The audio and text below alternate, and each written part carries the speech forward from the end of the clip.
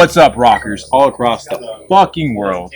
I'm fresh from a flight, got all dappered up, all the way from California to come see the man, the myth, the reincarnation. I've heard he's the reincarnation of Eddie Van Halen. Oh, that's quite the statement right there, dude. Hey, Mr. Bobby Keller. It's an honor. Thank you, dude. Fucking great to catch up. We've been kind of like low key running into each other, like Metallica. Yeah. San Francisco. The 40th anniversary. Yeah. That was killer. Fucking killer show. Did you get tickets for the new tour? Or are you going to that one? I'm working on that. I already got it for there. Did you already? Yeah, I got the okay. Pantera. I only care about the Pantera. I'm slacking. Pantera is kind of... That's what everybody cares about. They're like, dude, Pantera opening for Metallica? Dude, I'm like, I know. I wish, yeah. It's wild. And then NAMM? NAMM. The first official NAMM back. Yeah, that's right. Last year. Right? Or last year. Yeah, well, last year. Technically last year. But more importantly, we're here for his debut first solo show. I can't even believe it's happening. It's first so fucking solo show. Like you was it 2-3 years? Last 3 years released three singles, only singles, and now you're having your own debut show. Yeah, here we are. It's been quite the journey. Me and Ben started back out in 2019-ish. Ben is his producer for everything now, too. Ben, and he's my drummer. He's right behind the camera. You can't see him. But, we started writing. Rain and Fire came out first. That was kind of the single that changed and the music everything. video's at Red Rocks. No, right? that's Perpetual Dreams. The one for Rain and Fire was in Joshua Tree. That was out in Joshua Tree, and Perpetual Dreams was at Red Rocks, and then Light Bearer we did here in it's the all white music room. So that one's the one in the room here. In Orlando. With the full band. Too. Yeah. So it was full. And now, actually, tonight, speaking of full band, I have a full band tonight.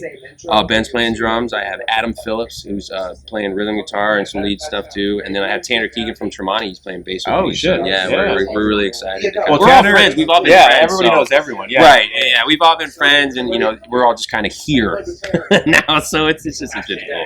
Well, I guess it's cool to go into. Like, dude, how does it going from because you were originally like a session guitar player, touring with different bands, getting paid to do it, and stuff like that, and now you're doing your own headlining solo, co-headlining solo show. Like that's like full circle. Like you're living especially as a solo artist. That's the hardest thing to fucking do as a solo guitar player. Right. It's. I know it's a very difficult niche. Not everyone can get the fucking vibe level and doing Ampertucci shows and stuff like that. And you got your show here for a debut show. Yeah, it's wild. I have to thank Copper Bones. The Dev. I have to thank No Self. I mean, we've all kind of grown up in the scene together anyway. And it's just been great. House of Blues has us here, and it's the first show, and I couldn't ask for a better place to debut. So I mean, it's and in Orlando, my hometown. So it's even crazy to think that this is even real. So even though we only have a few singles on Spotify and stuff like that, you got how long is your set time? So tonight, the set time is about 40 minutes, and we're actually be playing 3 songs that no one's ever heard yet. Fuck yeah! So we got the 3 singles, and then we're going to be playing 3 songs that no one's heard yet. Are there going to be any cover to anybody homaging anything? Well, is anyone going to be singing? Okay. So unfortunately, no vocals tonight. Okay. We do have other songs that we're still kind of finishing up and working on that will have some guest vocals. I can't say who yet, but we have some stuff in the works. He's going to be pulling off a Mark Morton whole album. Yeah. That's Mark's. Oh, dude, his solo album was incredible. Yeah, and last Chester song too. Right.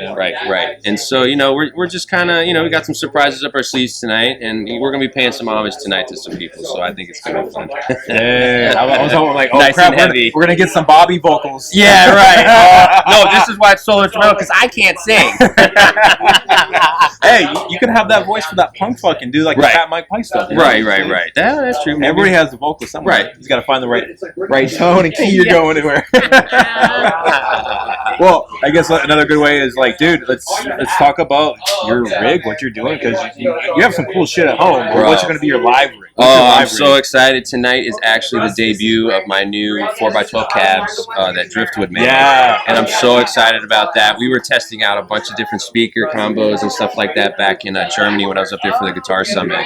So that was really cool. And, the amps, the Driftwood heads I'm using tonight, and the pedals by Michael Klein, they're all kind of making their debut tonight, and I'm really, really excited. Are you using that special preamp that they just put out for the show? The preamp pedal, actually, that's what I was using for practice. is. I was using that a lot for practice while I was traveling before the show. Which is killer. It's awesome. The Purple Nightmare. Got to check it out now. Fucking insane. It's the only. Well, I don't know if it's the only one, but the preamp pedal has tubes in it. Yeah. And it gives you that nice fucking crunch and the rumble. It's real fucking heavy. And what I would do is I'd plug it in, use like some IRs in my computer, and then I just go. And it gave me the feel of my amp. So. The dime tones that I heard from fucking Nam were killer. Right. So killer. Right. Yeah, it was. Wow, what can you say? They're so good. So that's a good thing, I guess, conversation-wise. Like, you went out to Guitar Summit as well with Driftwood and put you out there and stuff like that as represented as our artist. How'd you get in touch with Driftwood? How long were you guys' friendship? Wow, so my relationship with Driftwood... They're a boutique amp company out in Germany. Right. And my my relationship with them started when me and my previous band, we were in Germany recording an EP with Lasse Lemaire over there in Hamburg? Lubeck, Germany. And I remember when we were reamping the guitars and doing guitars, he happened to just have one of the new Purple Nightmares. And I was like, what the hell is that? And he goes, oh, you got to try it. And so we actually started playing with it, and I was like, wow, this is an incredible amp. So we actually ended up using that amp mixed with something else. But the Driftwood, so the Driftwood was like the meat and potatoes. And ever since then, I like fell in love with them. And Lassie actually gifted me the 50 watt that started this whole thing, because that's what's majority of your things you're posting. Right. That's at your house. Right. Those are all 50 watt heads. I don't use the 100 watt heads. I mean, if Merrick wants to make me one, I won't say no. But I mean, the 50 watts pretty much all I need. It powers my 4x12s, and I think I get a little bit more tone and some stuff like that with it. But they're really cool because they also have an IR loader in the back, and I don't have to mic anything. So it's like best of both worlds. It's like a Kemper. It's kind of the same thing. A German Kemper. Yeah, a German real amp Kemper. A German Kemper. Yeah, exactly. That kid has that as well. Right. No, it's killer. I love them, and they sound great. I'm just so excited to finally let people hear them tonight. Yeah, dude, that's gonna be. How was the sound check down when you were doing? Well, I didn't get a whole sound check, but we're gonna have some sort of a line check here shortly. Okay. So we'll hear them. I did give it a chunk just to make sure it was working. I was like, okay, that's all I need. We'll go from there. Well, then also you're an ESP endorsee.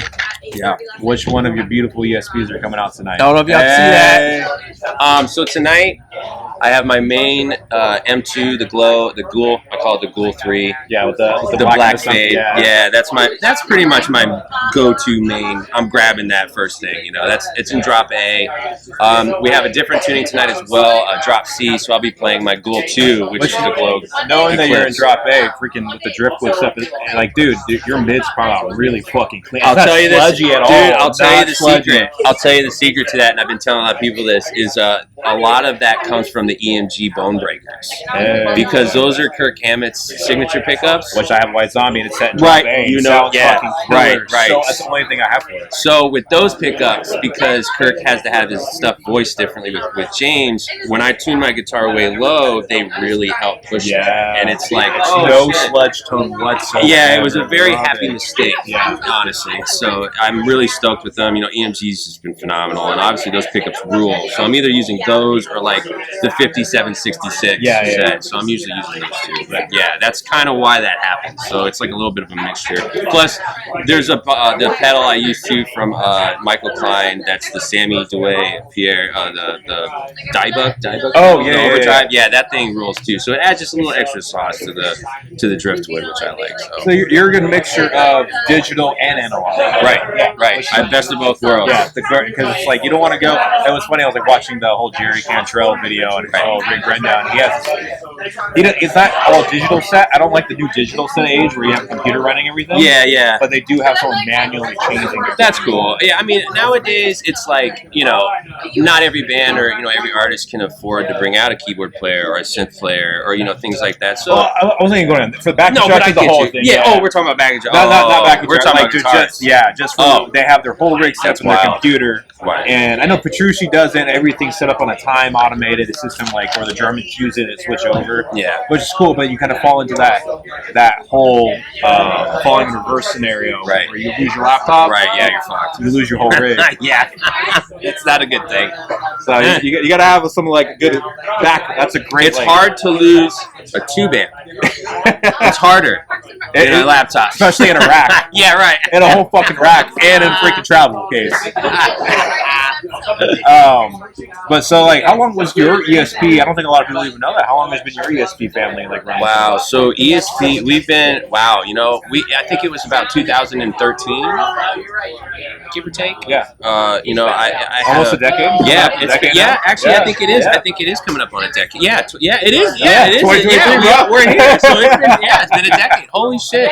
Yeah, no, and ever since I got with them, it was like, just obviously I grew up with Metallica, and ESP was just a big guitar. That was actually my first guitar. I had a cheap LTD model, and that's what I kind of started with. And then, to be honest, like as things progressed, that was kind of the only company I wanted to play with. And sure as shit, it just kind of lined up, and it was so cool, and it was like, holy crap, I can't believe that this is happening.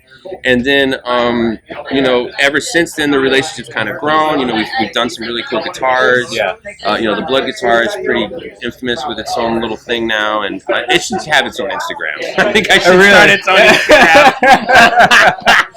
You got to make it. It's like always killing somebody. Right. It's like make it like one of those I saw the Jazz Master one. He would wake up, he was screaming because someone was slamming in the ground. But having your killing, murdering a Gibson or something. Right. Yeah. No. They're great. They treat me so amazing, and we have an amazing guitar for raffle tonight that they sent. Which is really I saw cool. that. And I'm just so happy and thankful, to be a part of such an amazing guitar company, and like the legacy that they have, and all the artists. So it's just, thank you. Shout out to Tony. Shout out everybody. You have Metallica and you have George Lynch. Right. Oh my God, bro. Kamikazes, bro. Oh, custom shop Kamikazes. So sick, dude. So sick. And then also Lexi. Get him. Oh, hey. Yeah, the Godfather. Rest in peace, Lexi, man. Yeah. So it's like ESP has got an amazing whole roster, including with you part of them as well. So it's like, thank you. but it's fun to go into because people, like I did the whole thing earlier of guest questions and stuff like that. Oh, yeah. So people some guest questions. Oh, yeah. I got questions? Yeah. Yeah, all right. People want to know some shit, bro. All right, dude. I got you. People I got care? You. I didn't know anybody wanted to ask me questions. One person put, what gauges do you use? What gauge strings? I use SIT strings, and I use the Wayne Lozniak set, which is from Hatebreed, and I use 11 to 58 for the drop A. That's big, dude. I like the lower end or lower strings to be a little tighter, a little thicker, and then like on the higher, because I'm in a drop A, they're a little bit more slinky up top, so I prefer that. So I guess this would be a fun question now on my side. It's like, do you think, obviously, everything else is more added to it to make your tone, but do you think the string size really makes a difference in what you're going to play? Tuning wise and stuff like that? I mean, I think it does. I mean, like if I'm gonna play a guitar that has heavier strings on it, that made it a bit tighter tension, I'm gonna definitely play differently, so it's like there's bands that they're fucking, drop B and drop A. Stevie Ray Vaughan was using fucking 13s or whatever on fucking skinny ass on a regular tune Fender. They're fucking still doing crazy bends and vibratos. Right. And if you're breaking your strings, that's on your fault. Right. No, I think it does. I think it has some sort of minor effect. But again, it just depends on the player. Yeah. All tone and whatever comes through your fingers. So it's like, if you're comfortable playing, if you have a strong hand and you're comfortable playing that. Sure, I think Nichols, blues guy, Jared Nichols. Oh, yeah. Jared, I think he's on 56, I think. And, I mean, that fucking guy does he's gnarly fucking bends like crazy. And he plays with he doesn't use a pick. Yeah. That's wild to me. I love watching him. He's a great player. I got to catch him with Bonamassa after... Oh, did you? Yeah. It was the night before NAMM. It was like literally the night before you got into town. Wow. At the Viper Room. I would have totally went. Yeah. I love Joe too. He did a pop-up show over at the Viper Room the night before, right before everything was kicking off for NAMM. Damn! I wish I would have saw that. Next it goes into great question: active versus passive pickups. Oh, that's a good question. Okay, so I prefer active, but like I was saying, I use those EMG 5766s, which is kind of like a blend. Yeah. And I really like those because of the passive like wideness it gives you, but it gives you that focused attack that like an active gives you. So if I had to pick, I'm going active. But you know, there's a loophole there with the EMGs. I do notice like when I had the short beard, when I had that white zombie into standard tuning, right? The brightness behind it was so fucking clean the device. It did, yeah. But the crunch wasn't the same as like a hot mix tuner, you know? Right. Like it wasn't the same. But I do love active for just anything straight. Right. Like anything right. from even drop C, it sounds killer because like my Black Arrow has. You 81. should take your guitar and tune it down. What's your tuning? What's your tuning for the White Zombie? A, drop A. Oh, it is. Yeah, oh, then yeah. you know. Oh yeah. Then you That's know what's up. Yeah, there you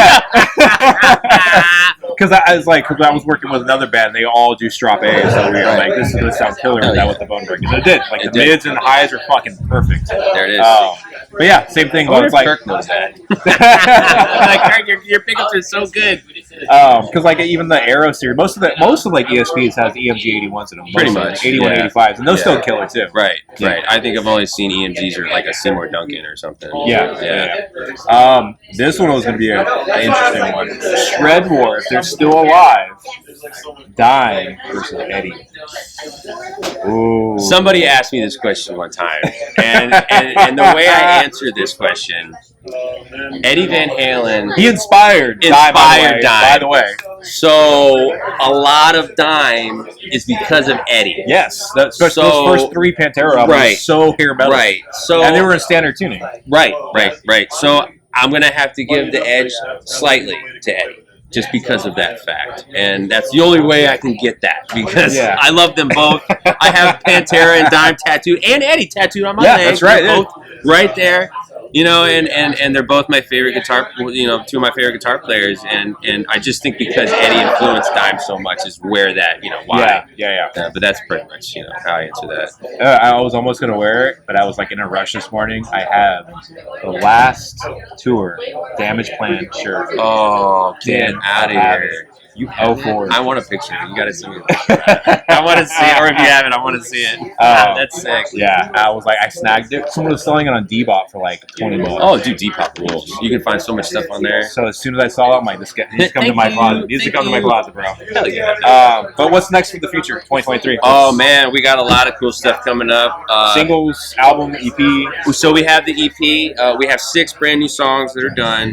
You know, we're still kind of putting the final touches on some stuff. So we're hoping to start releasing stuff maybe, you know, mid-year towards the end, and then having everything kind of come towards out to the end of the year, and into next year, which hopefully, you know, we'll be playing some festivals, getting out there some more, and maybe some touring and some California dates. Yeah, some California dates. I need to get out to the West. Yeah, so it's all gonna be happening. So it's just a matter of what, where, and who, you know. So, so that's kind of the plan, and I'm excited. So some music videos, of course, and all that stuff's coming. Well, the accumulation's coming up because literally you started this all during COVID. Right. Putting your music out during COVID, and now it's fucking coming out. It's finally here because I was like, this was all supposed to happen like 2 years ago, but now it's finally here, and I think honestly too, the wait has taught all of us something, you know, and to the patience. It's just like, you know what, it's all right, everything's okay, you know. And I think too now, it's great because people are really, you know, going to shows and they're really supporting artists and stuff now. So the turnout here tonight is